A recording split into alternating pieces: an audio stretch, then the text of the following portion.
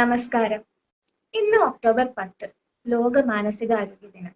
1992 മുതൽ world federation of mental health and world health organisation കൂടി ഈ ഒരു ദിവസം മെന്റൽ ഹെൽത്ത് ഡേ ആയി ആചരിച്ചു വരുന്നു. ഹായ്, ലാമെന്റ് സൈക്കോളജി കൺസൾട്ടൻസിന്റെ ആദ്യത്തെ ലൈവ് അവയർനെസ് പ്രോഗ്രാമിലേക്ക് എല്ലാവർക്കും സ്വാഗതം. എന്റെ പേര് Nila Sasikumar. I am a consultant psychologist at Lament psychology consultants. എല്ലാ വർഷവും ഈ ഒരു ദിവസത്തിലേക്ക് ഓരോ തീമുണ്ട്. മെന്റൽ ഹെൽത്ത് എന്ന യൂണിവേഴ്സൽ ഹ്യൂമൻ റൈറ്റ് എന്നുള്ളതാണ് ഈ ഒരു വർഷത്തെ theme. Our minds our rights. ഓരോ വ്യക്തിക്കും റെസ്പെക്റ്റോടു കൂടിയും ഡിസ്ക്രിമിനേഷൻ ഇല്ലാതെയും ട്രീറ്റ് ചെയ്യപ്പെടാനുള്ള ഒരു അവകാശമുണ്ട്. അവരുടെ മാനസികാരോഗ്യത്തിനും ആരോഗ്യത്തിന്റെ കാര്യത്തിലും അങ്ങനെ തന്നെയാണ്. അതുകൊണ്ട് തന്നെ ഈ ഒരു വർഷത്തിന്റെ theme our minds our rights എന്നുള്ളത് ഓരോരുത്തരുടെയും മെന്റൽ ഹെൽത്തിനെ കുറിച്ചുള്ള നോളജ് ഇംപ്രൂവ് ചെയ്യാനും അവയർനെസ് റേസ് ചെയ്യാനും കൂടാതെ മെന്റൽ ഹെൽത്തിനെ ഒരു യൂണിവേഴ്സൽ റൈറ്റ് ആയി പ്രൊമോട്ട് ചെയ്യാൻ ശ്രമിക്കുക. നമ്മുടെ ജീവിതത്തിൽ അത് കരിയർ ആകട്ടെ അല്ലെങ്കിൽ അത് നമ്മുടെ എഡ്യൂക്കേഷൻ ആകട്ടെ, ആ ഒരു സമയത്ത് നമ്മൾ ആരായാലും നമുക്ക് എന്തെങ്കിലും പ്രശ്നങ്ങളൊക്കെ അനുഭവപ്പെട്ടേക്കാം. അപ്പൊ ആ ഒരു സമയത്ത് നമ്മളിപ്പം മെന്റൽ ഹെൽത്തിന്റെ രോഗം ഉള്ളവർ ഒറ്റപ്പെട്ടു പോവുകയും ട്രീറ്റ്മെന്റ് ലഭിക്കാത്തത് കൊണ്ട് അവരുടെ കണ്ടീഷൻ വേഴ്സ് ആകുന്ന അവസ്ഥ വരെ വരാറുണ്ട്. എന്തെങ്കിലും എമർജൻസി സിറ്റുവേഷൻ നേരിടുമ്പോൾ അമിതമായ ഭയം, ഉത്കണ്ഠ, ഉറക്കക്കുറവ്, ഇറിറ്റേഷൻ, പെട്ടെന്ന് ടയേർഡ് ആകുക, ഫ്രീക്വന്റ് ഹെഡേക്സ്, ഇതേപോലത്തെ ലക്ഷണങ്ങൾ കൂടെ ഉണ്ടാകുന്ന നെഗറ്റീവ് ഫീലിങ്സ്, സൂയിസൈഡൽ ഐഡിയേഷൻസ്, ഇതൊക്കെ മനസ്സിൽ ഒടുക്കി വെച്ച് അത്യാവശ്യ ട്രീറ്റ്മെന്റ് വേണ്ട എന്ന് വെക്കുന്നവരുണ്ട്. ഇതൊക്കെ അവരുടെ മാനസിക ആരോഗ്യത്തിന് ഹാനികരമാണ്. ഇങ്ങനെയൊക്കെ ഉണ്ടാകുമ്പോൾ ചെയ്യാൻ പറ്റുന്നത് എന്താന്ന് വെച്ചാൽ നമ്മളുടെ അടുത്തുള്ളവരോട് പോയി സംസാരിക്കുക, അല്ലെങ്കിൽ നമ്മളൊരു സൈക്കോളജിസ്റ്റിനെയോ അല്ലെങ്കിൽ സൈക്കോതെറാപ്പിസ്റ്റിനെ പോയി കാണുക എന്നുള്ളതാണ്. മെന്റൽ ഹെൽത്ത് എന്ന് പറയുന്നത് ഓരോരുത്തരുടെയും ബേസിക് റൈറ്റ് ആണ്. That includes the right to available, accessible, acceptable, good quality of mental health care. വളർന്നു വരുന്ന കുട്ടികളിൽ മെന്റൽ ഹെൽത്ത് വളരെ പ്രാധാന്യമേറിയ ഒന്നാണ്. കാരണം ഇത് കുട്ടികളുടെ സാമൂഹികപരമായും വൈകാരികവുമായ വികസനത്തിന് നിർണായകമാണ്. So, let me invite Ms. Sharmishta Datta, who is a special educator and consultant psychologist of Mente Psychology Consultants, to talk about the importance of mental health as a subject in upper elementary level. Welcome, ma'am. Over to you. Hello. Thank you so much, Nila. That was beautiful. Though I did not understand much in Malayalam. But for my Malayalam friends, Samsarikum. Okay. So, mental health. Today is 10th October, mental health. We celebrate it all over the world. But how much important it is at the upper elementary level. Upper elementary level means class 6 onwards. We always see in school you have extracurricular classes like music, art, dance, craft, but nothing such as mental health as a subject. Now, with this national educational policy implementation and the initiative taken by the Central Board of Education, you will find a lot of schools having school counselors, but how many children actually go to the school counselor? They don't even know that they have to go to the school counselor. So that our job of going to the school counselor, having the rapport with the counselor, is where we need to have a subject as mental health in schools, where they get to know the counselor. Because if I don't know a person, how can I expect a class 6 student to just walk into the counselor room and go with his or her problems? Maybe he doesn't even realize what are his problems or whether he has any issues or not. Now, to understand that he is going through difficult situation, to understand that he is having some troubles, he first needs to know how his mental health is. And to know that a subject like mental health in schools nowadays is very, very important. But definitely that subject has to be a voluntary subject. Like everybody should enroll in it, not like a optional subject. It's like it should be something included in the curriculum of the school, and not just by the counselor. It should be promoted by the teachers as well. Because even uh, parents are not much aware about what mental health is, how much important it is, and why it is important in school. Because a child with a healthy mind will perform well. A child who is upset, a child who is sad, who is having anxiety, might not be able to perform well.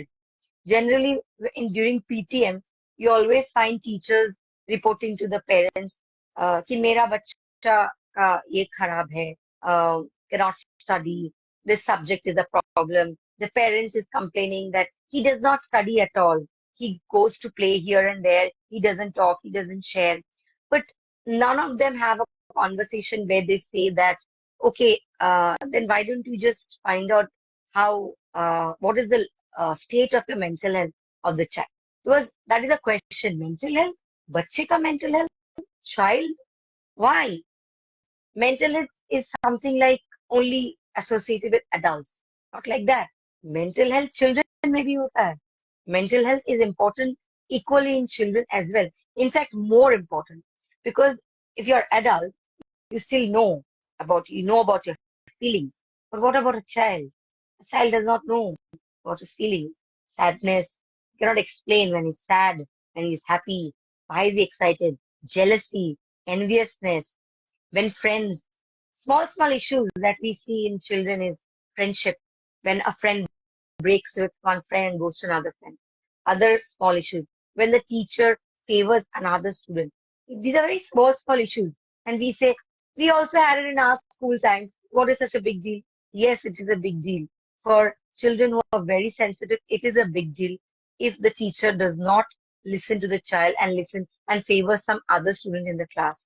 If the best friend doesn't talk to the child, if the friends don't take the child for playing, does not involve the child in their friendly gossips, yes, then it is a problem. And that is where a child's mental health is affected.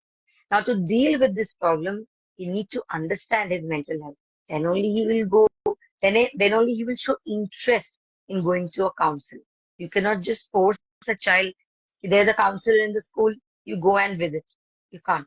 But the subject, if it's included, and just like at the level of class 6, 7. Obviously, we don't expect a child from 6, 7, 8 to understand about personality, intelligence, and difficult terms. But simple, basic things like emotion, motivation, adjustment, which is a very important thing in nowadays, adjustment, how they are able to adjust between their studies, between their friendship, between other classes, parents, adjust with the parents at home, how to regulate their emotions.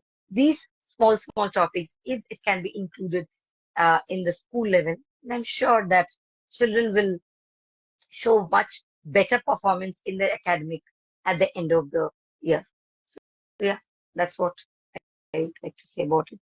If the forum has any question to ask me, I can see there's some people watching us live. So you're free to ask me any question regarding mental health among children or any other topic related to mental health. I would definitely try to answer that. So, ma'am, I have a few questions to ask you. Sure. How can schools include special students with other students in a school? A very important question, in fact. Nowadays, we are hearing now that we should promote inclusive schools, inclusive schools. What is this inclusive school? Even the Central Board of Education is asking all the schools to uh, make the necessary changes in their school to make it inclusive. Now, what are those necessary changes? The first and foremost important thing to include special students in normal school is the first thing is that every school must have a special educator along with a counselor in the school. Along with that, there has to be made some necessary changes in the curriculum because we can't expect special children to study the same way, to understand the same way neurotypical children understand the curriculum. So if you if a school has to include special children in their school, then they have to make necessary arrangements, like they have to identify the special children. Obviously, there are various categories, like whether child is dyslexic, child has autism, or the child has CP. And accordingly, the child needs to have a different education plan. The child needs to have a different education plan, which will be incorporated with the normal curriculum of the school. Apart from that, the school should be disabled friendly. What I mean by disabled friendly is needs to have lift, needs to have ramp, needs to have uh, bars, steel bars on the walls, because children with cerebral palsy will need help to hold the bar and walk. Uh, the school must be equipped with enough support staff so that they can handle the children. Apart from that, they should also have uh, play areas, proper play areas, and along with that, uh, a special educator, dedicated special educator, who would be catering the difficult areas of the special children.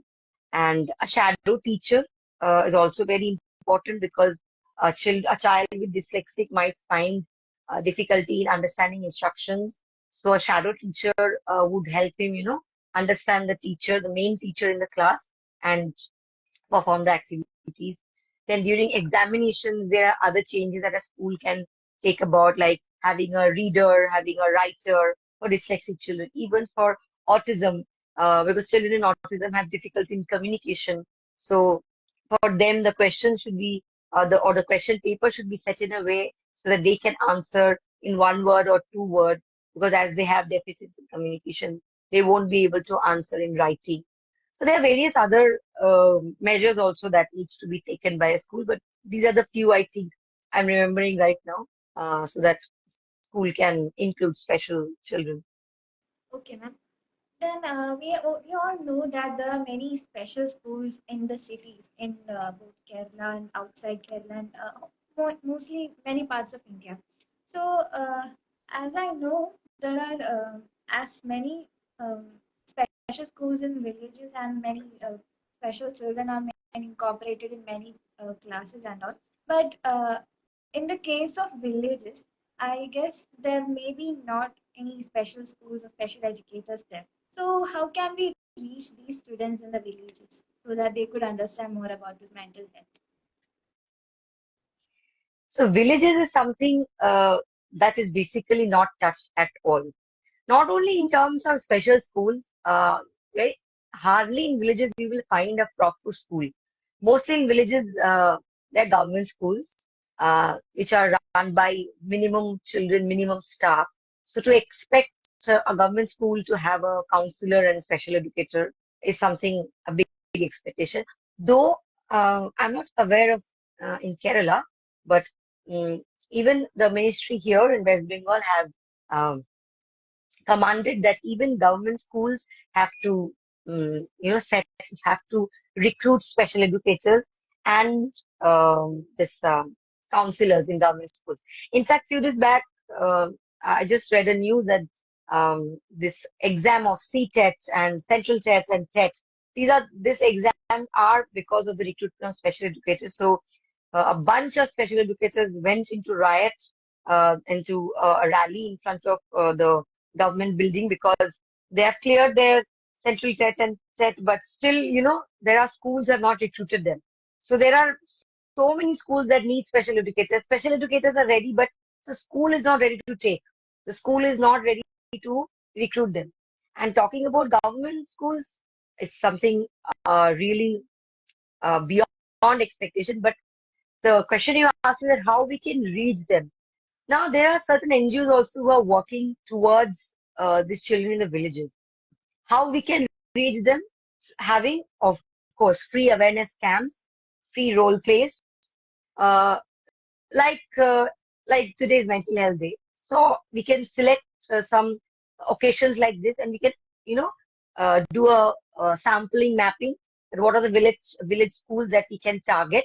Meet the principal there and organize free awareness programs, because They come from, because students from in villages or in the government schools, they come from really poverty-stricken families. So we can't expect them to pay extra for a special education or counselor. So government schools itself has to, set up a team of themselves where they can identify children who would need special attention, and then recruit a special educator from outside or from the list of teachers who have appeared for TET and CTET, and then cater. ऐसा नहीं है कि village में है तो those children will be away for with the benefit of having a counselor especially. It is the school that needs to take this step, the school, because in cities schools have the option to tell the parent that the child is having some trouble, please take him to a counselor, please take him to a special educator. But in villages, how how can we even expect? They don't even must have not even heard the term special educator or term counselor. So there, if the school says the parent कि आप बाहर लेके जाइए counselor के लिए, the parent will be in a total mess. भाई क्या बोल रहा है मुझे समझ, तो गवर्नमेंट स्कूल में तो और ज्यादा जरूरत है परमानेंट स्पेशल एजुकेटर और काउंसलर की, बिकॉज वहां पे you will not find any private setup, you will just not find. I think there are many questions that have come from.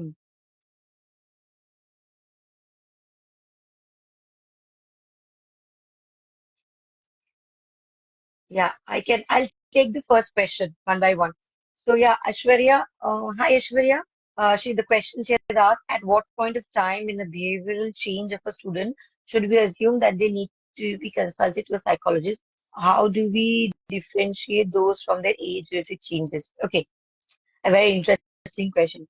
So, from at what point? So, if I talk about school, generally, if a child is coming to the school regularly but not doing his homework repeatedly, even after repeated reminders to the child refuses to participate. The child refuses to participate, stays, remains alone at the class, doesn't respond to questions, doesn't raise hand, not mixing up with any friends, not playing in the playtime, not even having his food. And if it is happening on a continuous phase for a maximum of 12 to 15 days, then it's kind of a red sign for the teachers to inform the parent that something is wrong for the child. Now, this is in a school setup I'm talking about. And at a home setup, generally, children from the age, if I talk about today's generation, um, that is generation uh, alpha, basically. So, at the age from 6 years onwards, they would be uh, like you will be able to find a stark difference if they are facing any issue at school or facing any issue within. You will find you will see it in their behavior. One such example I'll give you. If something has happened with the child, maybe at the playground, the child might come and not eat the food, might not talk to anyone, might show tantrums. Increase if the tantrums increase, which generally is not with the child. If the tantrums increase, then that's a sign that something is not going wrong. If the academic grades are degrading day by day, which is not usual for the child, then that is a red sign. If the child is uh, even getting thin after having food, then that is also well, generally when a child is getting thin, we always consult a dietitian or go to a child specialist. If bacha patla ho raha hai, but every time it is not because of some physical issue. Many times it happens that the child is upset from inside, and that is the reason why the nutrients from the food are not getting inside the body, and that's why the child is reducing weight, suddenly the reduce in weight. So these are the certain signs and changes that we can see in children nowadays to find out that something is wrong. Now, how do we differentiate those from the age-related changes? Now, generally, before 12, 13, these symptoms are almost same. As the child steps into an adolescent phase, they are a bit matured, so they are neither adult nor children. So at this stage, you will find these children to hide their feelings. You will see them telling more number of lies, hiding things, maybe hiding question papers, hiding answer script. If they are using mobile phone, they will not use the mobile phone in the house because they don't want their parents to see it. So in adolescent, you will find a different thing. They will hide their feelings, uh, anger maybe, not talk, selecting one parent to share their feelings. They'll develop favoritism to one such parent, which is not before the age of 12, 13, but the moment the child steps into that adolescent phase, the child chooses the favorite parent, mother or father. So these are the changes that happens as per age. I hope I answered your question, Ishpriya. Okay, Sri Lakshmi Sri Kumar, how to deal with the tantrum of a child? Okay, first and very important thing I just want to say before I answer this question. In caption, children will make tantrums. This is something we need to accept. Children will make tantrums. Why? Because a child doesn't know the difference between an acceptable behavior and a not acceptable behavior. It is we as parents who need to make this difference clear to the child. Now, I totally understand that for parents also to keep the calm and to remain patient and handle the tantrum is a tough job. But I feel, as a parent, also, I feel that we as parents, we have to increase our patience, increase our tolerance level to handle that tantrum. But one small tip I would say when a child is showing a tantrum, I would give this suggestion in two house setup, one for a nuclear family and the other for a joint family. So if you are in a nuclear family, if you are just with your husband and with your child, then handling tantrum of a child is much easier because when a child is showing tantrum, that means he is having a tough time within himself. So it's the best for you to just leave your child, let the tantrum get over, and then deal with the child. Because when the child is showing tantrum, if that time we are also shouting at the child or telling the child to stop, the thing will not work. So let the child go over with the tantrum, finish down his crying and shouting, let him release out, and then as a parent you step to talk. I know sometimes we feel, oh, child is crying, crying and crying. What the others think, we have to stop thinking that. Don't worry what others will think. Let your child just vent out.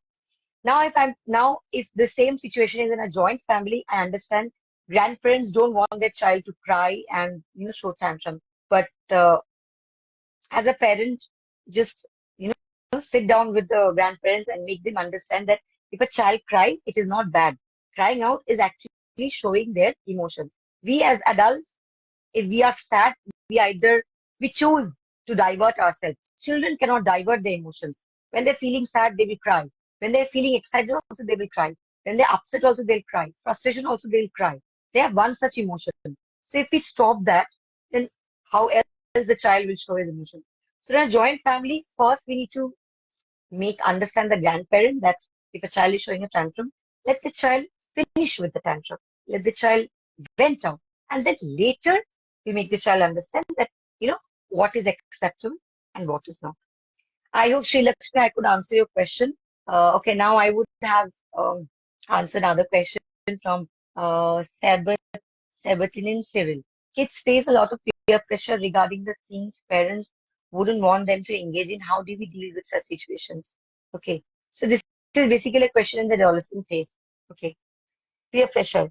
Uh, but then if you could just clear me the question of what kind of peer pressure you're talking about, like engaging into what? There's so many things that, the peers do engage in this adolescent phase. So if you could just clearly ask me that what are you talking about? But if it is adolescent, then there are various things that the first thing is gaming that I am aware of, gaming that the adolescents are really addicted to. Second would be, chatting at night, maybe at 1 o'clock, 2 o'clock. Third could be, use of alcohol or smoking, because this is the age where peers do pressurize them to, go beyond that, uh, what do you say, that boundaries and, take those steps. So these are the things that I can relate about engaging in things. How to deal with these situations. Okay, so first thing is that the child should be free to share everything with you. So if it's the first time also your child has tried one smoke outside home and come back home, you should have the courage to tell the parents that I did this. And it should be a non-judgment reaction because mostly we see parents to create a lot of ruckus about it. You had cigarette, you had this, you are totally on the wrong path. But this is all experience, part of life. So you need to have that bond with your child so that the child has that courage to come back home and tell you that he is wrong.